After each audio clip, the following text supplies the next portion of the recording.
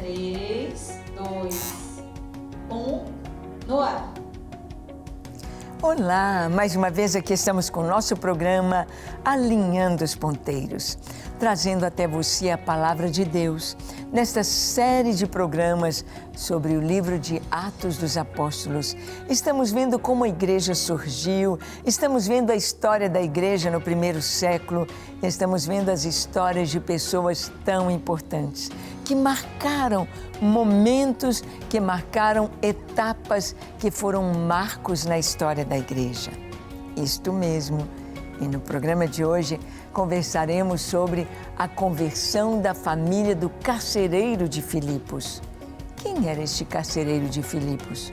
Como ele foi alcançado? Geralmente os carcereiros moravam contíguos ali do lado das masmorras, dos presídios. Como este homem foi alcançado? Como a sua família foi alcançada? Vamos ver? Então, deixe o seu coração aberto, pronto para ouvir a voz de Deus. Deus vai falar com você, pois o programa Alinhando os Ponteiros já começou.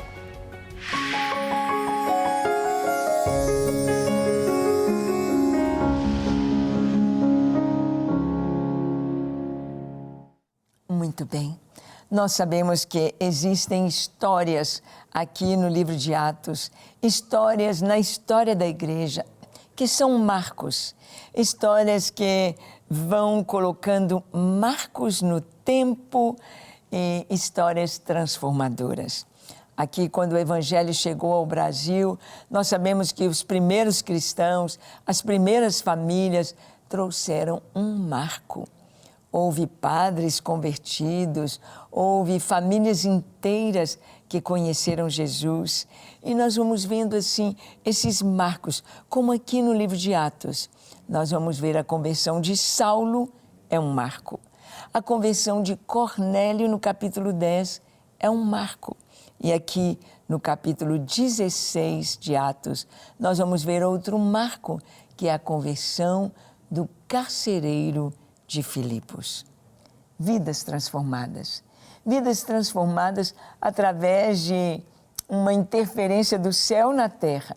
Nós vamos ver que na conversão deste homem houve um terremoto na prisão, e com esse terremoto a soltura dos presos em Filipos. Vamos ver? Abra sua Bíblia em Atos 16, nós vamos ler os versículos 25 e 26. Diz assim a palavra: Por volta da meia-noite, Paulo e Silas oravam e cantavam louvores a Deus, e os demais companheiros de prisão escutavam. De repente, sobreveio tamanho terremoto que sacudiu os alicerces da prisão. Abriram-se todas as portas e soltaram-se as cadeias de todos. Bem, nesta prisão aqui em Filipos estavam dois prisioneiros muito importantes, Paulo e Silas. Paulo e Silas tinham sido enviados de Jerusalém para, numa viagem missionária, irem em todas as cidades onde haviam plantado, ele e Barnabé haviam plantado igrejas. E agora Paulo tem uma visão na sua segunda viagem missionária. Ele tem uma visão, Deus lhe dizendo para ir pregar em Filipos. Ou seja, em visão, à noite, Paulo vê um jovem grego, macedônio. E aquele jovem diz para Paulo: passa a Macedônia e ajuda-nos. Então, eles vão, essa equipe onde estava Silas, e também se agrega a essa equipe Lucas, vão para Filipos. Em Filipos, Paulo expulsa o demônio de uma jovem possessa de espírito de adivinhação, e ao dizer para ela, para aquele demônio, saia em nome de Jesus, e ela ficar liberta, o que acontece é que os seus empresários, os donos daquela moça, eles ficam com muita raiva de Paulo, porque agora não tem mais como aquela moça fazer adivinhações. E então eles apresentam Paulo às autoridades, que açoitam Paulo, muitos açoites, muitos vergões, e põem Paulo na prisão interior, na prisão mais, vamos dizer, de segurança máxima. O carcereiro coloca os pés de Paulo presos no tronco. Nem Paulo nem Silas não podem se mover porque seus pés estão presos. Mas diz aqui que por volta da meia-noite, Paulo e Silas oravam e cantavam. Olha, imagina esses dois com as costas cheias de vergões. Imagina esses dois até com febre e dor. Dor nos rins, dor no pulmão, dor na respiração, dor nas costas, dor no corpo, tudo dormente, tudo doído, sangrando. E eles estão cantando e louvando e orando ao Senhor. É isso. Quando nós passamos por lutas, nós precisamos de abrir as portas para a eternidade. Quando nós passamos por provações, nós precisamos compreender que Deus está conosco. Nós precisamos saber que precisamos do céu aqui na terra. Então não é hora de murmurar, não é hora de ficar brigando, ou achando ruim, ou chorando, se lamentando ou entrando em depressão. É hora de louvar, é hora de cantar, é hora de orar. Por isso há tantos cânticos tão maravilhosos, tantos cânticos que nos trazem a palavra de Deus, que nos trazem paz, que nos trazem alegria, que nos trazem e fortalecem a nossa fé. É isso mesmo. À meia-noite, Paulo e Silas não murmuravam, não brigavam, eles estavam orando e cantando louvores a Deus. Quem sabe eles cantavam: quão grande és tu, quão grande é o meu Deus. Ou eles cantavam: oh, quão cego eu andei e perdido vaguei, longe, longe do meu Salvador. E cantavam: foi na cruz, onde um dia eu vi meu pecado castigado em Jesus. E os prisioneiros ali, os companheiros de prisão, escutavam, estavam prestando atenção. Paulo e Silas estavam pregando com as suas vidas, com a sua oração, com as suas canções. Talvez você não saiba que na sua casa, ou no seu carro, ou andando pela rua, você passa assobiando um hino, ou cantando, ou cantarolando uma canção, e outras pessoas estão recebendo a mensagem daquela canção. E meia-noite, de repente, um terremoto sacode aquela prisão. Sacode a prisão, mas não cai o teto, não caem as paredes, não cai a prisão, apenas abrem-se as portas das prisões, apenas quebram-se as algemas, apenas rompem-se os grilhões, apenas o tronco onde os pés deles estavam presos se abre e todos os prisioneiros estão livres com aquele terremoto. Quando a gente ora e adora, há uma libertação, o louvor liberta, a alegria, a gratidão, a adoração a Deus trazem os céus à terra. E onde está o céu, aí a liberdade, aí há paz, aí há o milagre de Deus. Então, olha o que aconteceu, versículos 27 a 32. Vamos ver a conversão do carcereiro, então.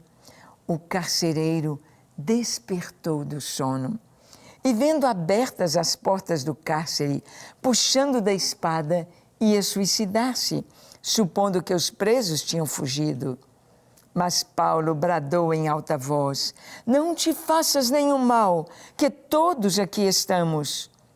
Então o carcereiro, tendo pedido uma luz, entrou precipitadamente e, trêmulo, prostrou-se diante de Paulo e Silas.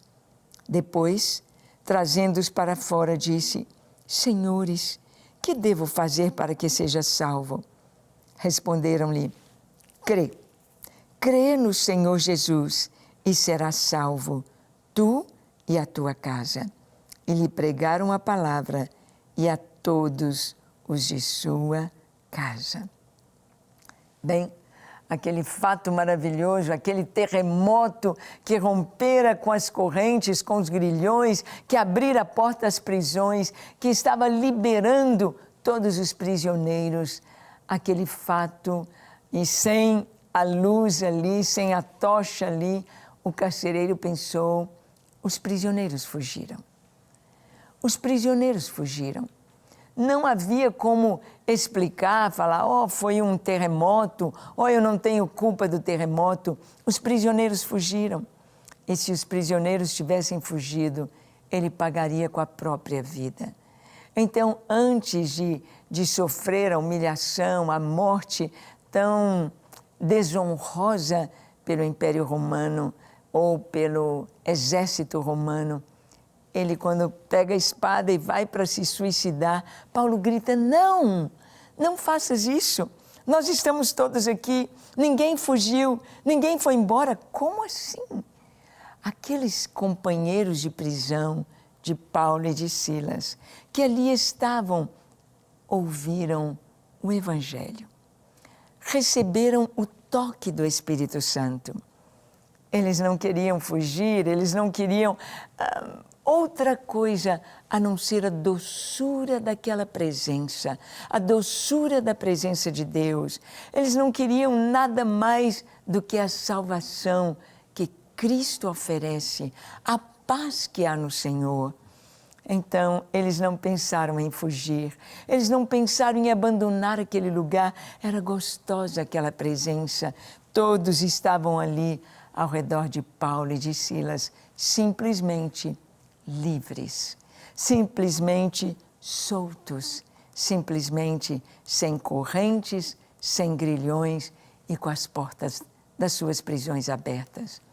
Paulo, então, impede que aquele homem se suicide e diz, quando ele pergunta, o que eu devo fazer? O que eu devo fazer para ser salvo? O que eu devo fazer para ficar livre da condenação eterna? O que eu devo fazer para ter com a minha família essa paz, essa presença? O que eu devo fazer? E eles respondem, crê. Crê no Senhor Jesus e serás salvo, tu e a tua casa. Paulo prega para ele compreende a verdade do Evangelho e todos vão ser salvos. Vamos ver aqui a salvação de toda a família do carcereiro de Filipos. Toda a família. Diz assim, Atos 16, 33 e 34. Lemos assim.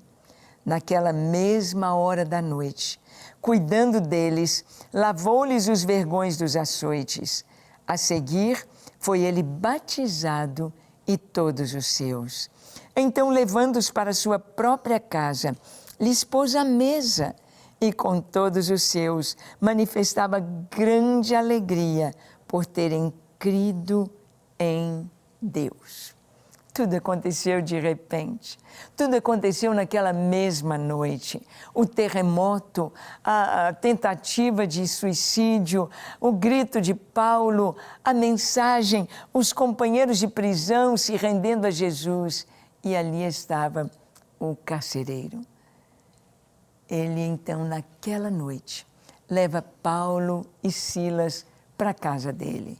Será que ele já fez isso com algum prisioneiro? Será que o carcereiro levou algum prisioneiro para a casa dele, a família dele, despertando a esposa, os filhos? Possivelmente, aquele terremoto abalou a casa dele também. Possivelmente, naquela hora da noite, estavam todos acordados. O que está acontecendo? O que é isso? E ele vem com Paulo e Silas. Há um semblante de paz. Paulo irradia a presença de Deus. Silas irradia a glória do Senhor. Eles cantam. Quem sabe Silas tivesse uma linda voz para cantar. Eles cantam, eles louvam, eles pregam, eles ensinam a palavra de Deus. crê no Senhor Jesus e serás salvo, tu e a tua casa. Tu e a tua casa. É o que a palavra de Deus nos diz. E é tão lindo sabermos como que, de uma maneira tão linda, Deus trouxe salvação para aquela família. Deus os livrou. A igreja já nascera em Filipos, a igreja já nascera ali na casa de Lídia, a vendedora de púrpura, agora um homem ligado ao Império Romano. Ele recebe Jesus. Agora, ali dentro do presídio, várias pessoas creem em Jesus. Nós vamos ver agora o próximo passo em Filipos. Nós vamos ver que Paulo vai sair da prisão, mas ele vai exigir os seus direitos como cidadão romano. É importante que o cristão saiba quais são os seus direitos. É importante que o cristão, quando ele vai em viagens missionárias, em outras nações, em outras culturas, ele saiba quais são os seus direitos. Por quê? Porque pode acontecer muita coisa que o impeça de fazer e de ter os direitos dele. Sempre que há perseguição, nós temos de saber o que temos de direito dentro da perseguição, dentro da cultura, dentro dos povos onde vamos como missionários. E Paulo vai exigir o cumprimento da lei romana. Olha o que está em Atos 16, 35 a 37. Diz assim: quando amanheceu, os pretores enviaram oficiais de justiça com a seguinte ordem: põe aqueles homens em liberdade. Então, o carcereiro comunicou a Paulo estas palavras: os pretores ordenaram que fossem postos em liberdade. Agora, pois, saí e ide em paz.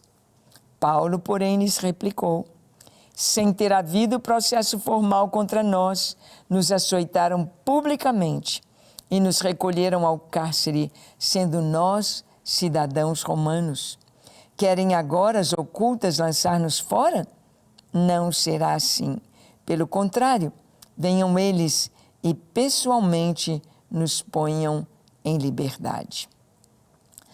Paulo, então, recebe a palavra de ordem dizendo: olha, vocês estão livres.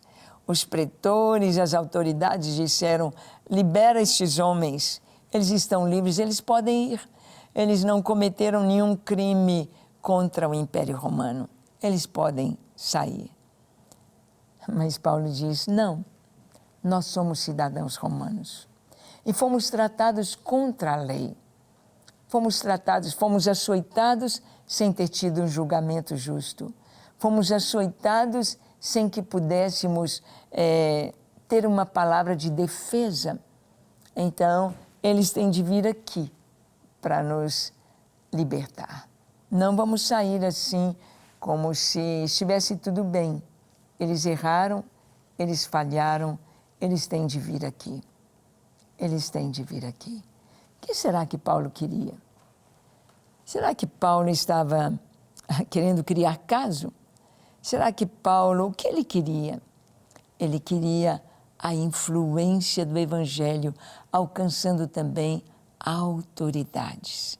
Paulo queria passar para aqueles homens o que o carcereiro havia recebido, o que os companheiros de prisão haviam recebido.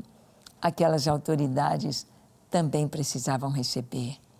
É tão importante que onde estivermos, como estivermos, aqueles que estão abaixo de nós, debaixo da nossa autoridade, e aqueles que estão acima de nós, aqueles que estão em posição de autoridade sobre nós, que possam receber a palavra de salvação através de nós. Através de nós. Paulo disse: não vai ser assim. Eles venham aqui. E realmente eles foram para liberar. Olha o que aconteceu. Atos 16, 38 a 40. Paulo e Silas partem, deixando a igreja estabelecida em Filipos. Olha que está no verso 38 a 40. Os oficiais de justiça comunicaram isso aos pretores, e estes ficaram possuídos de temor quando souberam que se tratava de cidadãos romanos. Então foram ter com eles e lhes pediram desculpas, e relaxando-lhes a prisão, rogaram que se retirassem da cidade. Tendo-se retirado do cárcere, dirigiram-se para a casa de Lídia, e vendo os irmãos, os confortaram, e então partiram. Que coisa tão linda a história ali na igreja e na cidade de Filipos. Como que a conversão deste carcereiro marcou a história da igreja, marcou aquela cidade, marcou aquele povo, como foi tão importante. O carcereiro se converte, toda a sua família é batizada naquela mesma noite. Pela manhã, os pretores vêm e Paulo diz, não, eles têm de vir aqui pessoalmente. Eles precisam saber que eles fizeram um ato contra um cidadão romano ou contra cidadãos romanos. Somos cidadãos romanos e eles não podiam ter açoitados sem um julgamento com direito à defesa. A defesa. E eles estão com medo e, por favor, perdoa-nos, desculpem-nos. O que Paulo queria era olhar naqueles olhos, era trazer uma mensagem para eles também. Que em todo tempo, onde nós estivemos, como estivemos, diante de quem estivemos, possamos sempre levar esta mensagem de salvação, esta mensagem da palavra de Deus, esta mensagem que transforma o homem. Aqui diz que, saindo do cárcere, para onde eles foram? Para a casa de Lídia. Para a casa de Lídia, a vendedora de púrpura.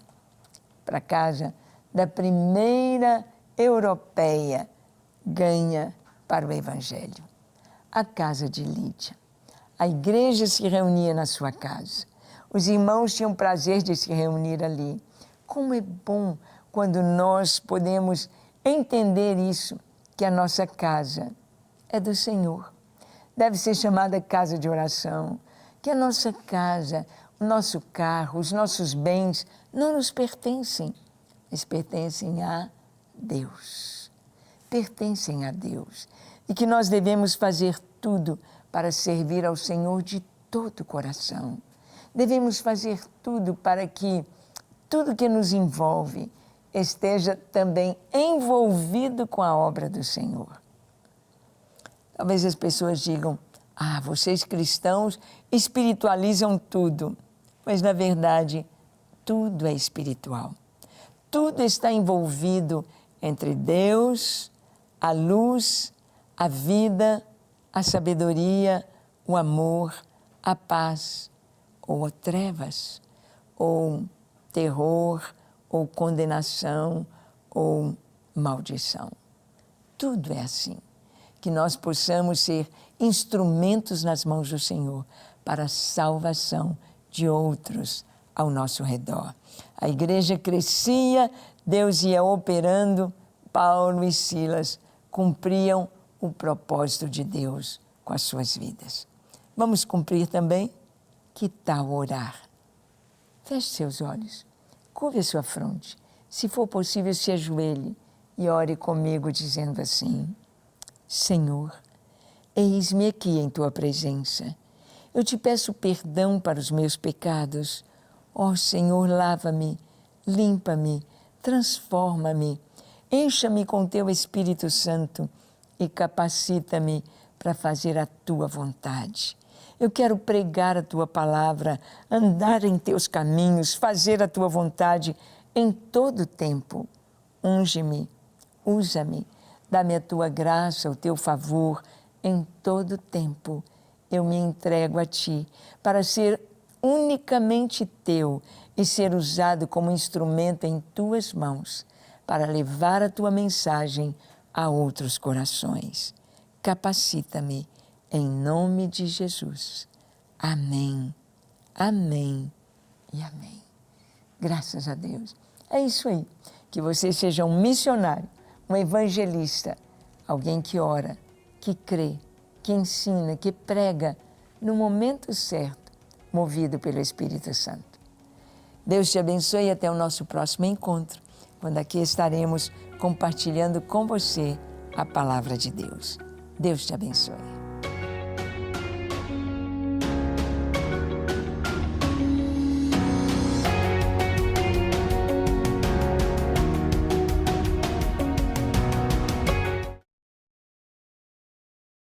Ok, Ok, pastora? vamos lá.